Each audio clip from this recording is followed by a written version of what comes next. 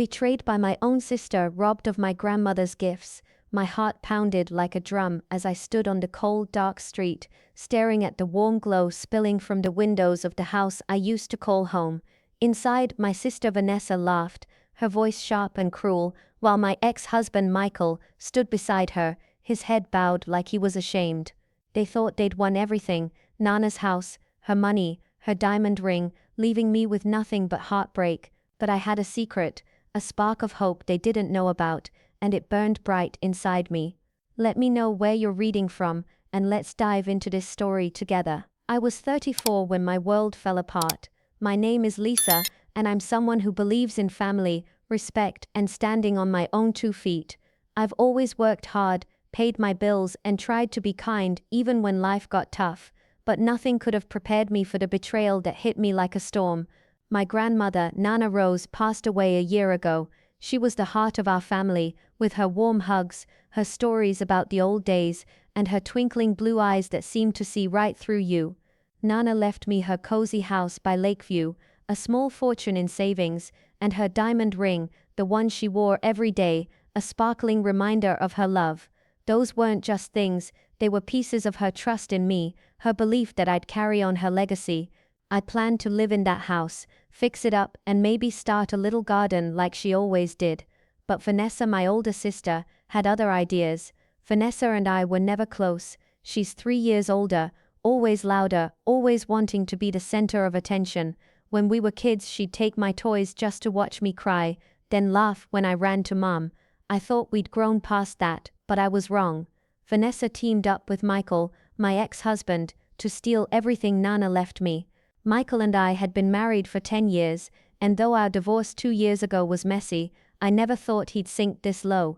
Together they tricked me with fake papers and lies, convincing the lawyer that Nana's will was different. Before I knew it, Vanessa had the house, the money and the ring, and I was left with nothing but a suitcase and a broken heart. That night, I stood outside the house, my breath fogging in the chilly air. The lake sparkled under the moonlight, just like it did when Nana and I used to sit on the porch, sipping lemonade and talking about life. Now Vanessa was inside, throwing a party to celebrate her victory. I could see her through the window, her dark hair bouncing as she twirled, showing off Nana's ring on her finger. It caught the light, sparkling like a tiny star. "You're so pathetic, Lisa," she'd said earlier that day when I'd come to beg for answers. Her voice was cold, her green eyes glinting with joy at my pain. "Michael and I are getting married, and he helped me get everything, the house, the money, the jewelry. You're left with nothing." Michael stood next to her then, his tall frame slouched, his brown eyes avoiding mine. He used to say he loved me, but now he was part of this betrayal. My chest ached, like someone had punched a hole through it. I wanted to scream, to demand why they'd done this, but I didn't. Instead, I smiled, a small calm smile that made Vanessa's smirk falter for just a second. "Actually," I said softly, "there's something you both should know." I didn't say more, not yet, but that secret kept me standing, kept me from crumbling. I turned away from the house, my boots crunching on the gravel path. The air smelled of pine and lake water, and it reminded me of Nana. She was tough, a woman who'd raised 3 kids alone after Grandpa died. She always said, "Lisa, you're strong like me, don't let anyone walk over you." Her words echoed in my head as I walked to my car, a beat-up old sedan parked down the road. I wasn't going to let Vanessa and Michael win, not like this. The drive to my tiny apartment was quiet, except for the hum of the engine and a storm of thoughts in my mind. My place was small, just a 1-bedroom with peeling paint and a leaky faucet, but it was mine. I'd moved here after the divorce, trying to rebuild my life. Now, it felt like I was starting over again. I dropped my keys on the counter and sank onto the couch, staring at the ceiling. The betrayal hurt, but it wasn't just about the house or the money, it was about family. Vanessa was my sister, my blood. We'd grown up together, shared secrets, fought and made up. How could she do this? And Michael, how could he turn on me after everything we'd been through? I closed my eyes, picturing Nana's face. She'd always been my rock. When I was little and Vanessa teased me, Nana would pull me onto her lap and say, "You're special, Lisa, don't let anyone make you feel small." She'd known Vanessa's heart too. Once, when I was 12, Nana whispered, "Watch out for your sister, she loves you, but she loves herself more. I hadn't understood then, but I did now. Then I remembered something else. Nana loved puzzles. She'd hide little notes around the house for me to find, like a treasure hunt. A year before she died, she'd pulled me aside and said, "Lisa, I've left you something extra, something safe. It's in a place only you'll understand. Look where the roses bloom." At the time I thought she meant her garden, but I'd checked there after her death and found nothing. Now I wondered if it was more a clue to something bigger, maybe a way to fight back. I sat up, my heart beating faster. Nana was clever. She wouldn't let Vanessa take everything so easily. There had to be something, a secret account, a hidden part of the will, something Vanessa and Michael didn't know about. I grabbed my phone and texted my best friend Mia, "Meet me tomorrow. I need your help." Mia was the one person I could trust. She'd been there through the divorce, bringing me ice cream and bad movies to cheer me up. If anyone would help me figure this out, it was her. As I got ready for bed, brushing my teeth in the tiny bathroom, I caught my reflection in the mirror. My brown hair was messy, my blue eyes tired, but there was a spark in them, a hint of defiance. Vanessa thought she'd broken me. Michael thought I'd give up. They were wrong. I'd find Nana's secret, and I'd take back what was mine. The fight was just beginning. Can you please hit that like button and subscribe to the channel, please? It will be a huge support to me. Let's continue. The morning after the family reunion, I stood outside Nana's house, my house, watching the sun rise over Lakeview. The water sparkled, reflecting pink and gold, and the air smelled of fresh grass and pine. I held Nana's diamond ring in my hand, its weight solid and real. The lawyer had called yesterday, confirming the bank account at Lakeview Trust was mine, with enough money to reclaim everything Vanessa stole. It wasn't just about the house or the ring, it was about taking back my dignity, proving I wasn't the pathetic girl Vanessa thought I was. My heart felt lighter, but the scars of betrayal still stung. I was ready to move forward, to rebuild what was mine. I walked into the house, my boots echoing on the wooden floor. Vanessa had left it a mess. Empty wine glasses on the counter, her gaudy decorations clashing with Nana's cozy style. I shook my head, setting the ring on the kitchen table. The lawyer had sent papers to evict Vanessa, and the bank was transferring the account to my name. It would take a few weeks to sort out, but the house was legally mine again. I ran my fingers along the counter, remembering Nana teaching me to bake cookies here, her laugh filling the room. "You're strong, Lisa," she'd say, "don't let anyone dim your light." I wasn't going to. My phone buzzed with a text from Mia, "You at the house? Need help cleaning up Vanessa's junk?" I smiled, texting back, "Come over, bring coffee." Mia arrived 20 minutes later, carrying 2 steaming cups and a bag of donuts. "This place is yours again," she said, hugging me tight. "How's it feel?" "Like I'm home," I said, my voice soft. "But it's weird too. Vanessa and Michael left their mark everywhere." Mia nodded, eyeing a tacky gold lamp in the corner. "We'll fix it, make it yours again. Where do we start?" We spent the morning cleaning, tossing out Vanessa's things and unpacking Nana's old stuff from storage. I found her favorite quilt, the one with tiny roses stitched into it, and draped it over the couch. It felt like Nana was here, cheering me on. As we worked, I told Mia about the bank visit. "The account has millions, Mia," I said, still shocked. "Nana must have saved it for years. She knew I'd need it someday." Mia whistled. "That's Nana for you, always one step ahead." "What about Vanessa? Heard from her since the reunion?" I shook my head. "She's gone quiet. Aunt Clara said she moved to her friend's place in the city. Michael too. They're probably licking their wounds." Mia smirked. "Good, they deserve it." By afternoon, the house looked more like Nana's again. We sat on the porch, sipping coffee and watching the lake. The rose garden caught my eye, its red blooms swaying gently. "Nana loved those roses," I said. "I think I'll plant more, make it bigger." Mia nodded. "She'd love that. You're keeping her alive, you know." That evening, the lawyer called again. "Lisa, the paperwork's moving fast." Vanessa's lawyer tried to fight it, but the will's clause and the bank account are airtight. "The house is yours, and we're working on recovering the stolen money. The ring's legally yours too." I thanked him, my heart swelling. It was real. Nana's plan had worked. A few days later, I got a letter. It was from Michael, scribbled in his messy handwriting. "Lisa, I'm sorry. I got caught up in Vanessa's plans. I didn't mean to hurt you. can we talk? I stared at the words, my chest tight. Part of me remembered the good times, our wedding, lazy Sundays, his goofy smile, but then I saw him at Vanessa's side, silent as she mocked me. I tore the letter up. He'd made his choice, and I wasn't going back. Vanessa was another story. A week later she called, her voice sharp but shaky. Lisa, you think you're so clever, don't you? You can't just take everything. I stayed calm, like Nana taught me. I'm taking what's mine, Vanessa. You stole from me. You betrayed me. That's on you. She hung up, and I knew I'd won more than the house. I'd won my strength. I spent the next month fixing the house. I painted the walls a soft blue, like Nana's eyes, and planted new roses in the garden. Mia helped, and so did Aunt Clara and Cousin Tim.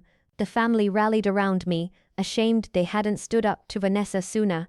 You're like Rose, Aunt Clara said one day, watching me dig in the garden, tough and kind, all at once. As I stood in the garden, dirt on my hands and the sun warm on my face, I felt free. Vanessa's betrayal had hurt, and Michael's disloyalty had broken my heart. But I wasn't broken. Nana's love, her secret account, her belief in me, they'd pulled me through. The house was mine, the ring was mine, and most importantly, my strength was mine. I slipped Nana's ring onto my finger, its diamond catching the light. Thank you, Nana, I whispered. The roses swayed, like they were answering. I wasn't just Lisa, the girl who'd lost everything. I was Lisa, the woman who'd fought back, who'd reclaimed her home and her heart. And no one, not Vanessa, not Michael, could take that away. If you watched video till here, please comment down. You deserves my love. The air felt electric as I stood in Aunt Clara's living room, surrounded by cousins, uncles, and aunts, all gathered for the annual family reunion. The smell of roasted chicken and apple pie filled the house, but my stomach churned with nerves. Today was the day I'd face Vanessa and Michael, the day I'd reveal Nana's secret and take back what was mine. My hand rested on the folded note from Nana's rose-carved box, tucked in my pocket like a shield. I was ready, but my heart still raced. Would they laugh? Would they fight? I pushed the fear down. Nana believed in me, and that was enough. Aunt Clara's house was warm and loud, with kids running around and music playing softly. Everyone was chatting, catching up on a year's worth of stories. But all eyes kept drifting to Vanessa, who stood by the fireplace, her dark hair shining under the lights. She waved her hand, showing off Nana's diamond ring, its sparkle catching every glance. She wore a smug smile, like she'd won a prize. Michael stood beside her, his tall frame stiff, his brown eyes flicking nervously around the room. They thought they were untouchable, but they were about to learn otherwise. I took a deep breath, my hands sweaty. Mia stood next to me, squeezing my arm. You got this, Lisa, she whispered. Show them who's boss. I nodded, feeling the weight of Nana's note in my pocket. The room buzzed with chatter, but it quieted when Vanessa's voice cut through. Oh, Lisa, you made it, she said, her tone dripping with fake sweetness. I wasn't sure you'd show up, after everything. She twirled the ring again, her green eyes glinting. It looks better on me, don't you think? Murmurs rippled through the family. Aunt Clara frowned, and my cousin Tim shifted uncomfortably. They all knew what Vanessa had done, how she and Michael had tricked me out of Nana's inheritance. But no one had spoken up, too scared of Vanessa's sharp tongue or Michael's smooth lies. My chest tightened with hurt, but also with defiance. I wasn't going to let her gloat anymore. Actually, Vanessa, I said, my voice steady despite the pounding in my chest, there's something you and Michael should know. The room went silent, forks pausing over plates, eyes turning to me. Vanessa's smirk faltered, and Michael's face paled. I pulled Nana's note from my pocket, holding it up like a flag. Nana left me something you didn't know about, a secret bank account at Lakeview Trust, locked with a code only I could find. I went to the bank yesterday. It's real, and it's mine. Millions of dollars, more than enough to take back the house, the ring, everything you stole. Gasps echoed around the room. Aunt Clara's hand flew to her mouth. Lisa, is this true? She asked, her voice shaky. I nodded, keeping my eyes on Vanessa. Nana knew you might try something, Vanessa. She hid the account to protect me. The bank's sending papers tomorrow to prove it. The house, the money, the ring, they're mine again. Vanessa's face turned red, her mouth opening and closing like a fish. You're lying, she shouted, stepping toward me. You're making this up because you're jealous. Michael grabbed her arm, whispering something, but she shook him off. You're pathetic, Lisa. You can't take what's mine.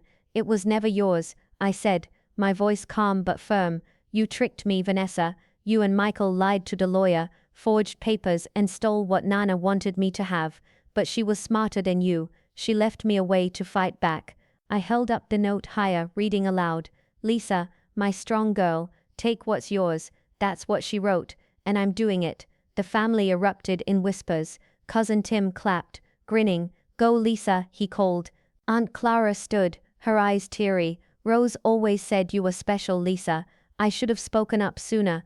Others nodded, some glaring at Vanessa. She looked around, her confidence crumbling as the family turned against her. Michael finally spoke, his voice low. Lisa, I didn't mean for it to go this far. His words were weak, like he knew they wouldn't fix anything. I stared at him, remembering the man I'd loved, the one who'd promised to stand by me. You chose her, Michael. I said, you helped her betray me. Don't expect me to feel sorry for you. Vanessa screamed, this isn't over, you can't just take everything. But her voice was desperate now, not powerful. I stepped closer, my heart steady. It's already done, Vanessa. The bank has the proof, and the lawyer's working on it. You thought you could break me, but you were wrong. Mia squeezed my hand, her grin wide. The family started clapping, softly at first, then louder. Vanessa stormed out, Michael trailing behind her like a scolded dog. The room felt lighter, like a storm had passed. Aunt Clara hugged me, her arms warm. I'm so proud of you, Lisa, she said. Rose would be too. I smiled, feeling Nana's love all around me. The fight wasn't over, the legal stuff would take time, but I'd won this moment. Vanessa and Michael thought they could crush me, but they didn't know Nana's secret, or the strength she'd given me. I wasn't just fighting for the house or the ring, I was fighting for respect, for family, for myself, and I was winning. The morning sun peeked through the thin curtains of my tiny apartment, casting stripes of light on the worn wooden floor. I sat at my small kitchen table, clutching a mug of hot cocoa, the steam warming my face. My hands still shook when I thought about Vanessa's cruel laugh, the way she'd twirled Nana's diamond ring like it was hers all along. But I wasn't going to let that image haunt me forever. I had a plan, or at least the start of one. Nana's words, "Look where the roses bloom," echoed in my mind, a puzzle I was determined to solve. I just needed help to figure it out. My phone buzzed, snapping me out of my thoughts. It was Mia, my best friend, texting, "At the coffee shop. Where are you?" I grabbed my jacket, stuffed Nana's old diary into my bag, and headed out. The air was crisp, smelling of damp leaves and autumn. My boots clicked on the sidewalk as I walked to the cozy coffee shop downtown, a place with mismatched chairs and the best muffins in Lakeview. Mia was already there, her curly brown hair bouncing as she waved me over. Her warm brown eyes sparkled with worry and excitement. "Lisa, you look like you haven't slept," she said as I slid into the seat across from her. She pushed a blueberry muffin toward me. "Eat, then tell me everything." I took a deep breath and started. Vanessa and Michael stole Nana's inheritance, her house, her money, her ring. You know how much that meant to me. My voice cracked, but I kept going. But I think Nana left me something else, something they don't know about. She told me to look where the roses bloom. I think it's a clue to a secret, maybe a bank account or something in her will. Mia's jaw dropped, her muffin forgotten. A secret, like a treasure hunt. That's so Nana. She leaned closer, her voice low.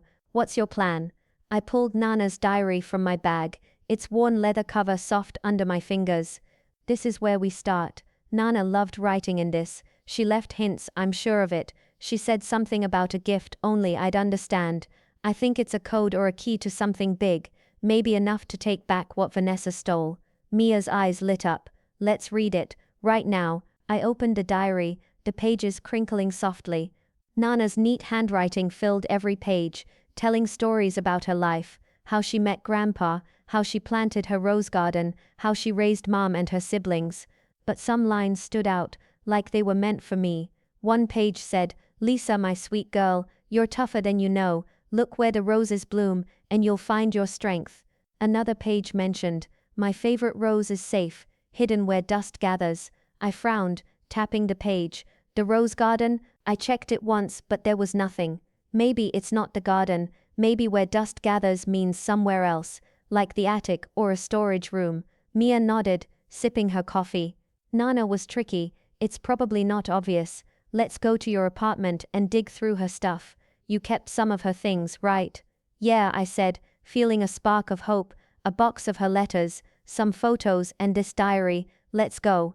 We paid for our drinks and headed back to my place. My apartment was small, with just enough room for a couch, a bed and a wobbly table. In the corner was a cardboard box labeled Nana's things. I dragged it to the floor, and we sat cross-legged, pulling out papers and trinkets. There were old birthday cards I'd made for Nana when I was a kid, with glitter and wobbly hearts. Mia giggled at one with a lopsided drawing of a cat. You were not an artist, Lisa. I smiled, but my heart ached. Nana had kept everything, even my silly scribbles. We found photos of her in her rose garden, smiling with dirt on her cheeks, and a few letters she'd written to Mom, but nothing about a code or a bank account. I leaned back, frustrated. Maybe I'm wrong. Maybe there's no secret. Mia shook her head. No way. Nana wouldn't lie to you. Keep reading the diary. I'll check the box again. I flipped through more pages, my eyes scanning for anything strange. Then I stopped. A sentence caught my attention. Lisa, the roses hold my heart, but the key is in your hands. Trust your birthday. My birthday, I said out loud. Mia looked up. What? I read the line again. It says trust your birthday. My birthday is June 15. Could that be the code? Mia's eyes widened. Like for a bank account? Or a safe? Lisa, this is huge. I nodded, my heart racing. Maybe, but where? A bank? The house?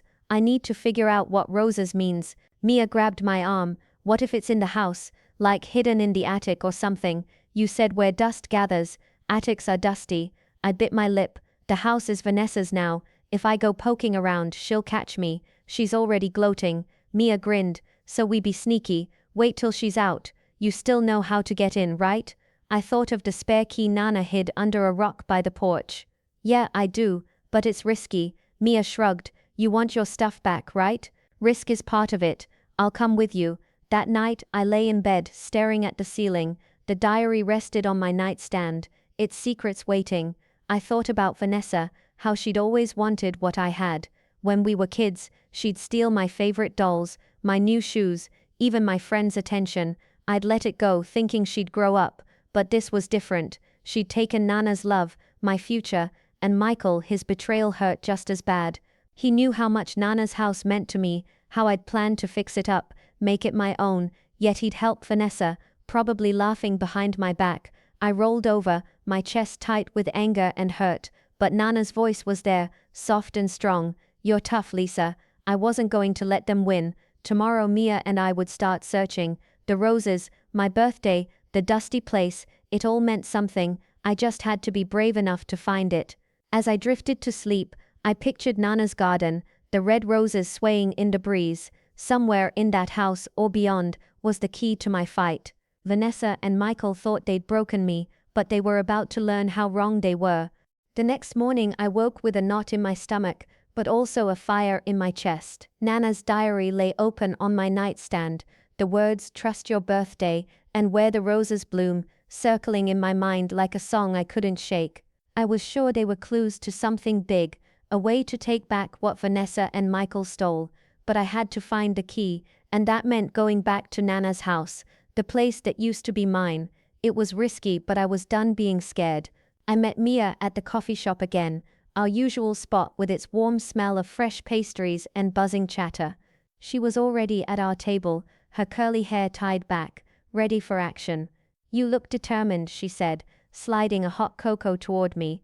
Ready to play detective. I nodded, clutching my bag with Nana's diary inside. I have to do this, Mia. Last night I kept thinking about Nana's words. My favorite rose is safe, where dust gathers. I think it's in the attic. It's the dustiest place in the house, and Nana loved hiding things in weird spots. Mia's eyes sparkled. An attic treasure hunt. I'm in, but how do we get in without Vanessa catching us? She's probably lounging in your house like a queen. I sipped my cocoa, the warmth calming my nerves. Nana hid a spare key under a rock by the porch. I'm pretty sure it's still there. Vanessa's lazy, she wouldn't have checked. We just need to wait till she and Michael are out. Mia grinned. Perfect. Let's watch the house. If they leave, we sneak in. What's the plan once we're inside? Go straight to the attic, I said. Look for anything with roses, a box, a picture, anything. The diary said trust your birthday, so maybe the code is 0615, my birthday June 15. If we find a lock or a safe, we try that. We finished our drinks and drove to Lakeview, parking a block away from Nana's house. The lake glimmered under the gray sky, and the air smelled of wet grass. We hid behind a big oak tree watching the house. It was quiet, the curtains drawn. My heart thumped as I remembered living there, painting the porch with Nana, eating cookies in the kitchen. Now Vanessa's car sat in the driveway mocking me. After an hour, the front door opened. Vanessa stepped out, her dark hair shining, wearing a fancy coat I'd never seen. Michael followed, carrying a suitcase. They're leaving, Mia whispered, grabbing my arm. Vanessa's voice carried, sharp and bossy. Hurry up, Michael, the lawyer's waiting. They got in the car and drove off. Now's our chance, I said, my pulse racing. We crept to the porch, my hands shaking as I lifted the rock. The key was there, rusty but real. I unlocked the door, and we slipped inside. The house smelled like Nana's lavender candles, but it felt wrong. Vanessa's shoes were scattered by the door, and a gaudy new lamp stood in the living room. My stomach twisted. This was my home, not hers. Focus, Lisa, Mia whispered. Attic, let's go. We tiptoed up the stairs, avoiding the creaky steps Nana always complained about. The attic door was at the end of the hall, a narrow ladder leading up. I pulled it down, wincing at the squeak. Dust floated down, making me sneeze. Mia giggled nervously. Super stealthy, Lisa. We climbed into the attic, the air thick with musty smells. A single bulb hung from the ceiling, casting dim light over piles of boxes, old furniture and cobwebs. This place is creepy, Mia said, brushing dust off her sleeve. Where do we start? Look for roses, I said, my voice low. We split up, digging through boxes. I found Christmas decorations, yellowed books and a broken lamp, but nothing with roses. My hands got grimy, and sweat beaded on my forehead. Time was ticking. Vanessa could come back any minute. Anything? I called to Mia. Not yet, she said, rummaging through a trunk. Then she gasped. Lisa, come here. I hurried over. She held up a small wooden box, its lid carved with a single rose. My heart skipped. This has to be it, I whispered, taking it. The box was heavy, with a tiny lock on the front. I tried the code, 0615, my birthday. The lock clicked open. Inside was a folded note in Nana's handwriting. I unfolded it, my hands trembling. It read, Lisa, my strong girl, the code is your birthday, 0615. The bank is Lakeview Trust. Take what's yours. You're tougher than they think. Tucked beside the note was a key, small and silver. Oh my gosh, Mia breathed. A bank account. Lisa, this is huge. Tears pricked my eyes. Nana had planned this, knowing I'd need a way to fight back. The account could hold enough to reclaim the house, the ring, everything. I hugged the note to my chest, feeling Nana's love wrap around me. We need to get out of here, Mia said, glancing at the attic door. Vanessa might come back. I nodded, slipping the box into my bag. We hurried down the ladder, closed the attic, and crept downstairs. My heart pounded as we reached the front door, just as headlights flashed through the window. Hide, Mia hissed. We ducked behind the couch, my breath shallow. The door opened, and Vanessa's voice filled the house. I forgot my purse, she snapped. Her heels clicked closer. I held my breath, praying she wouldn't see us. She grabbed something from the table and left, slamming the door. Mia and I exhaled, shaking. That was too close, she said. We slipped out, locked the door, and ran to the car. My hands shook as I drove, the box safe in my bag. What now? Mia asked. I go to Lakeview Trust tomorrow, I said, my voice steady. I find out what's in that account. If it's what I think, Vanessa's in trouble. Mia grinned. She's gonna regret messing with you. That night, I sat on my couch, the note in my hands. Nana's words gave me strength. Vanessa thought she'd won, but she didn't know about the account, the key, or the fire in my heart. I wasn't just fighting for the house or the ring. I was fighting for respect, for family, for myself. Tomorrow, the real battle would begin.